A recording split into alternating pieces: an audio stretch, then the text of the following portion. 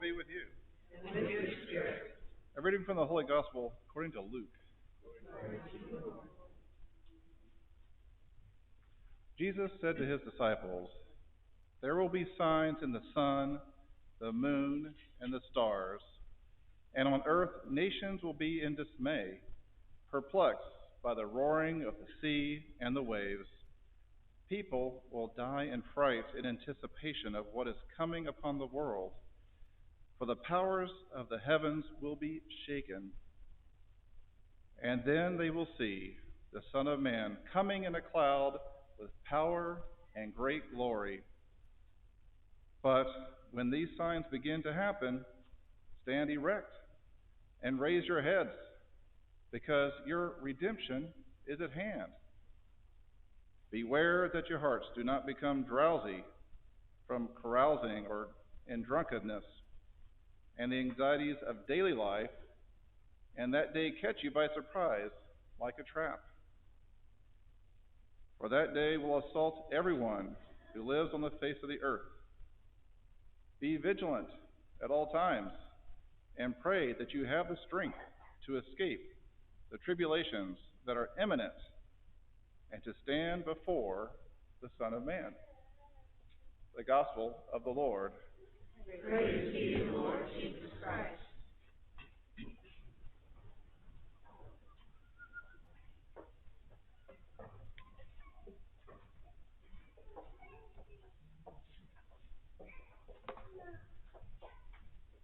Before I took an interest in learning about Christianity, now that didn't happen until about my mid-30s, so before that time, I would hear these vague references about miraculous events, but I had no interest in understanding what people were talking about.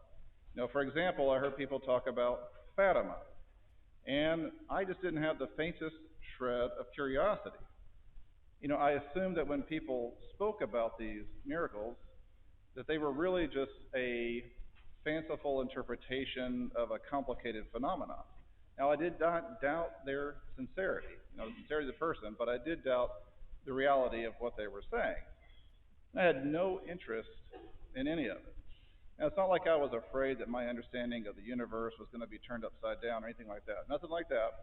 I just did not have interest. Now, this thing about, tuning out the miracles, that reminds me of my attitude that I had about the solar eclipse of 2017. So you guys remember that eclipse? It kind of came through this area. You guys remember that? Yes? Okay, some people do. That was 5 years ago, all right? So it was kind of a coincidence that, I did see the eclipse, but I wasn't here. I was actually in Idaho.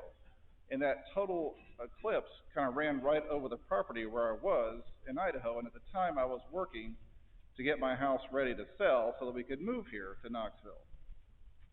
So about 20 minutes prior to the eclipse, I paused what I was doing because my wife insisted that I just sit down and enjoy this eclipse. Now, at the time, when she was asking me to do this, it made no sense to me. I could not understand it. People made such a big deal out of this eclipse. And I was thinking, if you think 2 minutes of darkness is amazing, just wait till tonight. You're gonna get 10 hours of uninterrupted darkness. Brace yourself. All right. So now I happen to get a recording of my reaction once the total eclipse kind of came upon the property. And I'm going to play it for you. It's 30 seconds long. At least I'll play 30 seconds of my reaction here. So it's just me experiencing something. I knew what was coming. Just going to be dark, just like it always is. And so this is how I reacted to it. And I'm going to see if this works because here we go. Boop. Okay. Holy cow. Holy cow. Oh my gosh. This is amazing. I am thunderstruck. Holy cow. It is dark. And this is wild.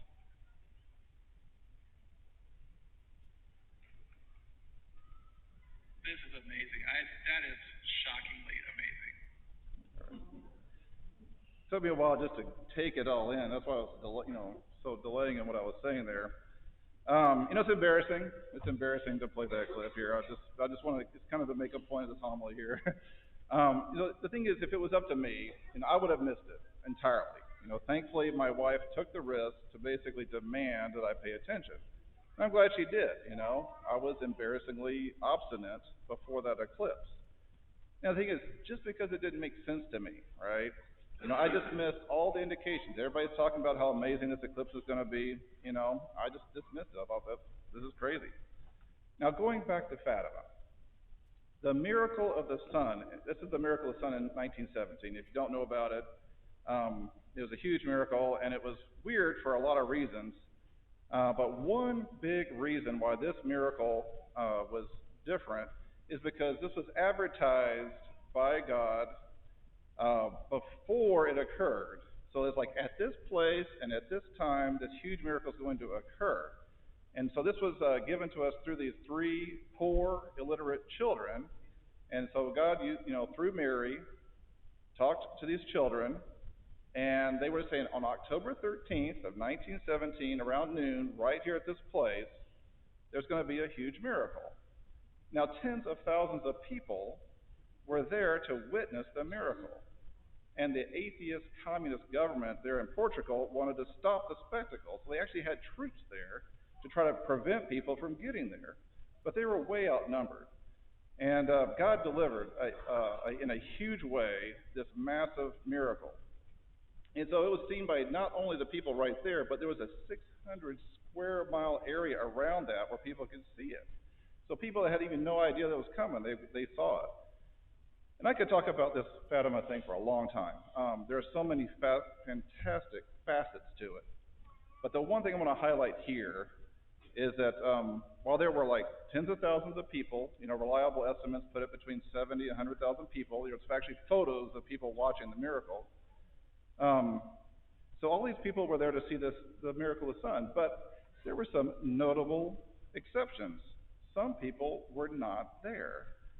And these were people who knew how God does miracles, and they knew that He does not advertise. He does not say this is what's going to happen in advance. So they knew, in their mind, they knew that these children were just hoaxing everybody. So they didn't even go. They didn't even go to the cova to watch it. And I kind of empathize. I empathize with those people that dismissed the miracle at Fatima because they thought they knew better. They thought they knew better. They had been, had they been married to my wife, they probably would have gone, But lucky, I got that privilege. So anyway, so in today's gospel reading here, Jesus says, there will be signs in the sun, the moon, and the stars, and on earth, nations will be in dismay, perplexed by the roaring of the sea and the waves. People will die in fright in anticipation of what is coming upon the world, for the powers of heaven will be shaken, and they will see the Son of Man coming in a cloud with power and great glory. Jesus is speaking of His return, the second coming. Now, of course, that's not the only time we're going to experience God coming into our lives. So for the people there in Fatima 104 years ago, God came in a major way, and in the process, He destroyed this atheist communist government. So we have this reading today, because this is the first week of Advent. We wear violet. We're preparing for God coming in a whole new way. Christmas is many things. It's not merely us remembering some past events. Sometimes people might say, hey, this is Jesus' birthday, right? Okay, well, maybe. But that completely misses the point. Jesus, Christmas is about Jesus coming into our lives in a whole new way now, right here in Knoxville. We step up our penitential observations in Advent for a reason. The whole point of penance is to get out of our heads and to get out of our rigidity and allow ourselves to be molded by God. So for me, like leading up to this eclipse, I needed to get out of my head. I needed less rigidity. And for those that turned their back on the miracle of Fatima there, they needed to get out of their head. They needed less rigidity.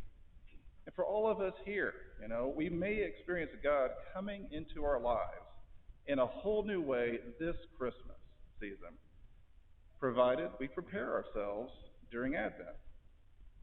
Now, when Jesus was born, God came into the world in a whole new way.